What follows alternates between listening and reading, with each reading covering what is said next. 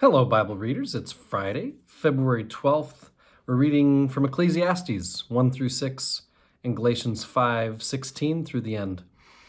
As we start Ecclesiastes, I like when we start a new book because I can try to be reminded of, what was the occasion for this book being written, who's the author, what kind of date are we talking about, what's the agenda of the book or the plot. Ecclesiastes is one of the most unique books as far as how to answer those questions. I'm going to read just a paragraph or two here from my commentary, which, I refer to it all the time, but it's the New Interpreter's Bible. Big, thick books. I've got like 8 of these that I've been lugging back and forth from my office. It says, Ecclesiastes has always had its fans among the original thinkers of the Jewish and Christian communities. Skeptics. People with a dark vision of reality. The rest of us know and love some of its individual epigrams and its more lyrical passages. On the whole, however, believers have found it at least baffling and at most wrong-headed. From the beginning, serious efforts were made to exclude Ecclesiastes from a list of sacred books, and even now in liturgical practice, it enjoys only a very small place. The Revised Common Lectionary that we would use at worship on Sundays at First Lutheran would only have us read Ecclesiastes 3, verses 1 to 13, every New Year's Day. Not a day for much pious observance. No kidding. Frequently, this book excites talk about its partial grasp of truth, its need for fulfillment, and its function as the dark background against which the light of the gospel shines forth. This commentary has been written in the conviction, though, that we need to hear the author of Ecclesiastes out. Time and time again, one is driven to admit the truth of what Ecclesiastes has to say, even though one might not want to hear it. Here's the most real of the realists of the sacred writers.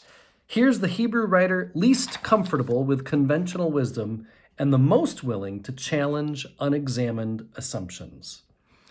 So this is an interesting book. It's coming from a much different angle than most every other book in the Old Testament especially. The writer of this book goes by a title, not by a name. Kohelet. And Kohelet in English gets translated sometimes as preacher, sometimes as assembler or leader of the assembly, and sometimes as teacher.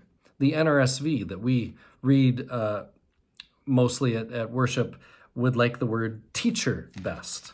And if it is to be thought of as teacher, then the audience can be seen obviously as students. So that gives, there may not be much of a plot to the book. And by the way, it's written around 250 is our best guess, somewhere between 332 and 200 BC. So 250 BCE is the best guess.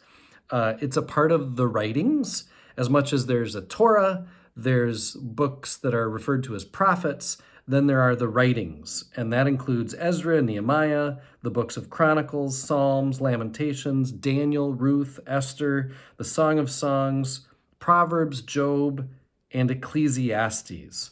All of those are kind of the others. There's Torah, there's books that are, from prophets, and then there's the others, and those are just known as the writings. But the last thing, it says there's no storyline, there's no plot. There is no universally agreed upon analysis of the structure of this book. So it really is a strange kind of outlier for most of the Bible. As we finish Galatians, and for our reading today, chapter 3 obviously is the most famous, at least that we would know from Ecclesiastes. Galatians, as we finish it, we see a community, as every faith community that I've ever known of, a community hungers for firm guidelines. What shall order us? And these other missionaries have come in and said, basically, there's a new law, or maybe refer to the old law from the Hebrew Bible. And Paul is saying, no. The gospel gathers those who belong to Christ to live in freedom. You'll know you're doing it right. You'll know you're living in the freedom of Christ by the fruit of the Spirit. This is a radical vision. It's an inspiring vision to live beyond any law and into the kind of freedom that the Spirit simply grants through discernment. And you'll know you're doing it right if you have fruit of the Spirit. Can the Spirit be a cover to do what we'd just prefer to do ourselves? Of course. Do we believe, though, in the real presence and the activity of the Holy Spirit in our midst? Because if we do, that's where Paul is. Ironically, of course, many churches who talk the most about the Spirit have the most law, where they tell their people, you have to do things this way, that way, and the other.